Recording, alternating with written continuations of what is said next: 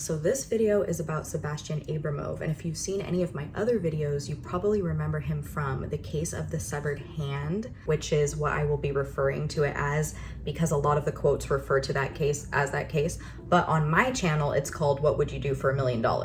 Check it out. The short version is he and his girlfriend, Julia Adelsick, had an insurance fraud scheme where they filed for several insurance policies that covered specifically loss of a limb. And then they cut off Julia's hand and pretended it was accidental. And it was a fail. They were caught for insurance fraud and they were convicted, but they are scheduled to have retrials. I think Julia has had her retrial already. I think Sebastien is awaiting his, but that's not what we're talking about today.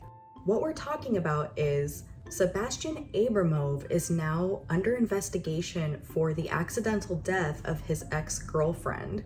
And special thanks to Katarina Jamber, I think is how you say your name. Sorry if I butchered it, for commenting on my video on YouTube and letting me know what a plot twist. Katarina actually commented this on my video about 2 weeks ago, and it's taken me till now to really start looking into it. A lot of the articles, most of the articles, they are not in English, so I had to use Google Translate and things like that to read them. My info is small, it's limited, because I only had access to certain articles, number one, and then translating them. So bear with me here. This is not my usual video. There's not a ton of research. I don't have everything fact checked. I am basically just going off of the little bit that I know in hopes that someone who is local to the area can maybe fill me in, because I need the tea. I need to know what's going on here. So this incident occurred in March of 2015. What happened was Sebastien had a girlfriend before Julia. Well, we'll get into it, but before Julia, and her name was Sara, and I did look up how to pronounce that, and it did tell me to pronounce it as Sarah. If I'm wrong, someone let me know. My bad, but I'm going to refer to her as Sara. And they were together for a few years. And when this incident occurred, Sebastien was actually living in her home with her and her parents. Allegedly, what happened is Sebastien was in the living room cleaning his shotgun or his rifle. I think it was a rifle. And Sara had been at the gym. And so she came home and into the living room, and somehow she ended up shot and she died. So there are several quotes and bits of information from the articles that are from family members or police officers who were in attendance at the scene of the crime. So one policeman, when he arrived at the scene, he found Sebastien in Sara's mother's arms and Sara was lying on the ground, which that already is odd. Basically, Sebastien was inconsolable. He was visibly shaken, he was sobbing, he was crying. I guess he told them that if Sara died, that he would kill himself. It was all like very dramatic. If it is an accident, you would definitely feel some sort of way for sure. But if it wasn't, and the police officer said that he was super agitated, really couldn't explain what happened very well, just very all over the place. Basically, what happened was, when the actual incident occurred, people had concerns and were on the fence on if it was an accident or not, but cited more on it being accidental, right?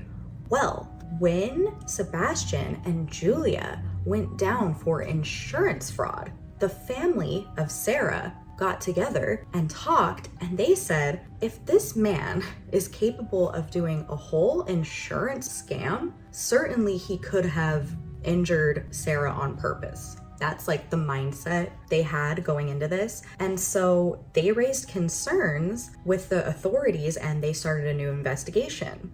Sebastien, of course, is maintaining his innocence. He says it was an accident. It was just that he was cleaning the gun and he thought there were no bullets in it, etc. I mean, whether he did it on purpose or did it on accident, he's gonna be saying the same thing, right? So when everything happened, obviously with the incident itself, as we talked about, Sebastien was super emotional. And then I guess at the funeral and at the burial, he was like making moves as if he was gonna jump into the grave and all sorts of things like that. At the time, it was weird to Sara's family, but also they were leaning towards it was an accident, so obviously he'd be feeling very guilty. But as time went on, everyone kind of felt more and more, specifically Sara's mother and father, that it was like an attention grab. It wasn't genuine emotion. It was just everyone's focusing on Sara, you know, because she's dead, and I need the attention back on me. That's what they're saying. Sarah's parents, when interviewed, also said that they felt like their daughter changed. Her personality changed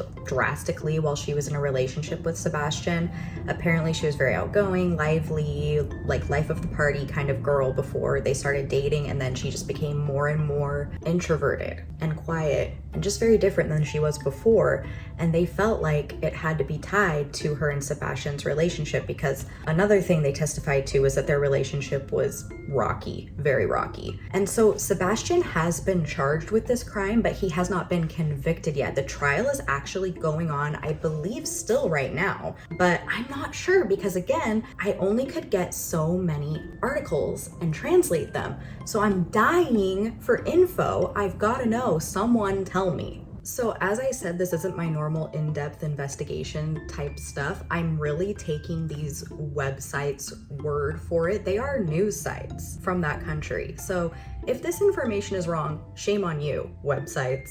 I'm super scarred still from the last case that I did where I ended up using a picture that wasn't of the serial killer. Still embarrassed about that. Watch that video and the video about the wrongful use of the image of the woman I used. Please help her family get that taken down. But what I just explained to you is the basic version of events according to what I've found. And so there's just a few quotes and interesting tidbits that go along with this story that I kind of want to go over because it's just so wild to me. Apparently, Sarah's parents have another charge against him as well. They gave him a $17,000 loan to buy a car when he and Sarah were together, and he never paid it back. He, I guess, paid 1,000 euros and he owed 17,000 euros. So in that case, he was sentenced to 4 months in prison. It's not the first time that there have been charges against him from Sarah's parents. So a few things about all of this that I did not know before is apparently there's a 7-year age gap between Julia Edelsick and Sebastien Abramov, which I was unaware of. And according to some websites, they are claiming that their relationship started when she was underage. I'm not sure what the laws of consent are over there, but y'all know how I feel about people preying on children and grooming them. And if you don't, I've got 2 videos about it. Allegedly, also, Julia and Sebastien started seeing each other in 2013. So if that's true, that means that for 2 years, he was dating Sarah and Julia at the same time. And so that on its own is suspicious. I mean, it doesn't mean that you're a killer if you have 2 different girlfriends. It doesn't look great, especially because he and Julia then went on to do this whole insurance fraud scheme. So it just doesn't look good, you know. They had Julia Edelsick's parents come in and interviewed them as part of the court proceedings. And her parents were talking about how when they met Sebastien, he was telling them that he was a criminal and he made 6,000 euros a month. And they were like, sick. Cool, dude. Glad you're a criminal. Weird flex, but okay. And basically with that information, they went to their daughter and said, we don't want you to date this guy. He's a criminal. But they could not convince her to break it off with him. And as far as I can tell, they're still together. It's true love, I guess. So one of these articles, I just had to tell you the headline because it cracked me up. Because, I had to put it into Google Translate to know what it said. And it said, all the girls were in love with him, meaning Sebastien. I just thought that was funny. Julia was brought in to be questioned during these court proceedings about Sarah's death. So Julia said in her interview in court that she knew that Sebastien had a girlfriend and that it was Sarah. And she and Sebastien maintained that they didn't start officially dating until later in 2015. But according to Julia's parents, that's not true. Who knows, right? And so they asked her if she had heard firsthand from Sebastien about the incident because they'd known each other for a while. And she said no. She said that she found out on the news, which, call me crazy, but if I was dating a guy and this crazy incident happened and he didn't tell me, that'd be a major red flag. She said when she talked to him about it, he didn't go into too much detail, and he said it was very difficult for him to talk about it, and she felt like she shouldn't ask him anything else because it was difficult. The exact quote is, "When I asked him about this incident myself, he told me that it was an unfortunate incident. I don't know for sure that he was assembling or repairing a rifle that day because I don't know anything about weapons. And that after Sara was working out in the gym, she casually came into the living room, she touched the weapon, and it suddenly exploded." I don't think guns suddenly explode, but maybe they do. And then she went on to say, "Later, when we became a couple, I asked him again about this incident, and he broke down in tears and said that he still did not understand how what happened could have happened, and that no matter what it was, he feels guilty for Sara's death." And she said at that time she comforted him, saying, you know, things just happen sometimes, don't worry about it, what's done is done, etc. You know, girlfriend pep talk stuff, I guess. And Julia says that they have known each other since 2012, but they did not start dating until 2015. She maintains that in all of the interviews on this court proceeding, so. And then I guess this is where they got the headline, "I just really liked Abramov, and not only to me, but also to many other girls. When he appeared, at least 20 girls always gathered around him, and we also competed for his attention among ourselves." Wow.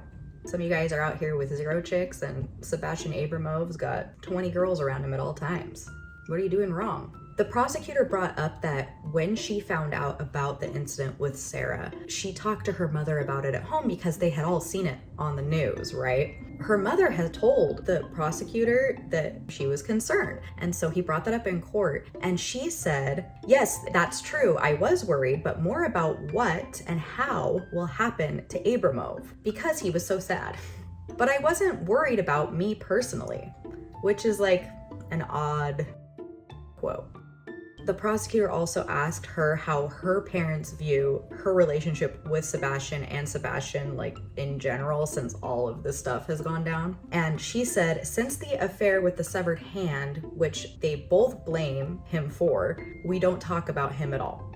So her parents are not his biggest fans, which we already knew, right? They also ran more tests and found new evidence, so they must really feel like they have a good shot of convicting him for the crime. That's all I've got, and I need to know more. I'm dying to know. It's crazy. I don't know. He hasn't been convicted yet. I can't say for sure, but not looking good.